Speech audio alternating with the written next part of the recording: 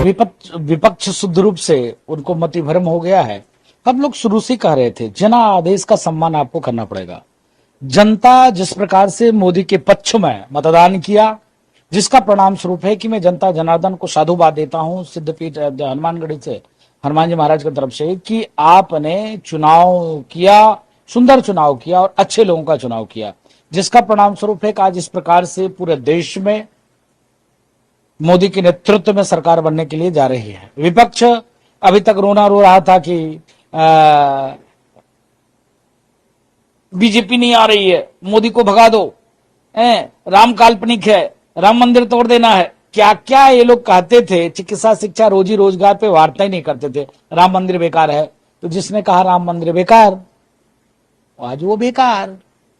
जनता चिकित्सा, शिक्षा, रोजी रोजगार, सनातन धर्म, संस्कृति, हिंदू हिंदुत्व के साथ आगे बढ़ रही थी, आगे बढ़ी, मोदी जी की सरकार बन रही। क्या लग रहा है जो रीति आ रहे हैं 4 तारीख को, उससे कितना खर्चा होने वाला है? हाँ, हम लोग तो शुरू से कह रहे थे, विपक्ष यही तो चिल्ला रहा था, विपक्ष कह रहा था कुछ नहीं, 100 सीट में हम मोदी जी को निपटा देंगे, और हम लोग कह रहे थे कि 150 सीट में विपक्ष को निपटा देंगे।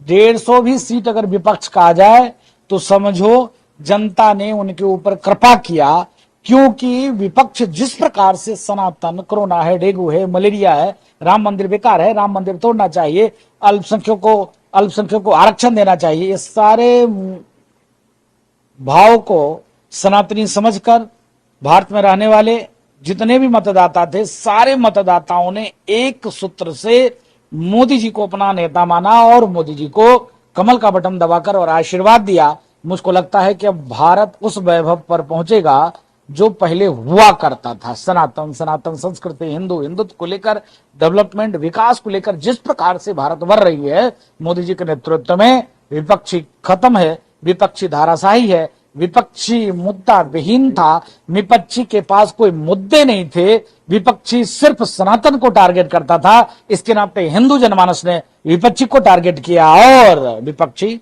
समाप्त हो गई। क्या लग रहा है एग्जिट पोल यूपी के भी आ रहे हैं, उस पर कितना? अब हम लोग तो कह रहे थे कि उत्तर प्रदेश में 70 सीट पा रहे, एग्जिट पोल 74 सीट दिखा रही है।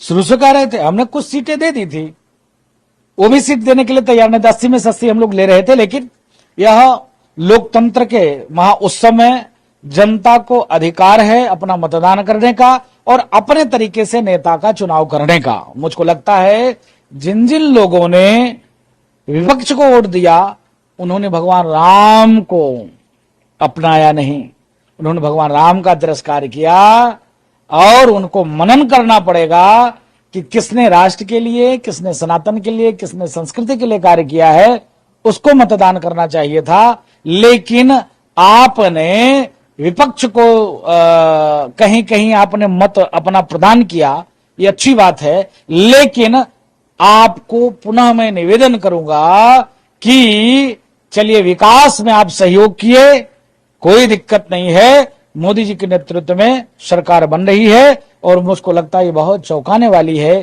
क्योंकि विपक्ष शुरू से विपक्ष लगा हुआ था कि मोदी जी को खत्म कर देना है, मोदी जी को निपटा देना है, बीजेपी की गवर्नमेंट नहीं बन रहा है। हम लोग शुरू से कह रहे थे इस बार 400 पार के साथ पुनः मोदी जी की सरकार बन रही है। भारत राम राज्य की ओर बढ़ रहा है, इसी को कहते हैं राम राज्य की परिकल्पना। आप देखिए जिस प्रकार से मोदी जी प्रचंड बहुमत से 400 पार करते हुए चुनाव जीतने जा रहे हैं, मुझको लगता है भारत हिंदू राष्ट्र की ओर, भारत सनातन राष्ट्र की ओर, और अयोध्या तो झांकी है, मथुरा काशी बाकी है, और तो और भारत में रोहिंग्या बांग्लादेशी को बाहर करके और भारत को शुद्ध राष्ट्र बनाना है, और कृष्ण जन्मभूमि और बाबा विश्वनाथ का मंदिर का निर्माण करना है। इसके साथ भारत आगे बढ़ा है।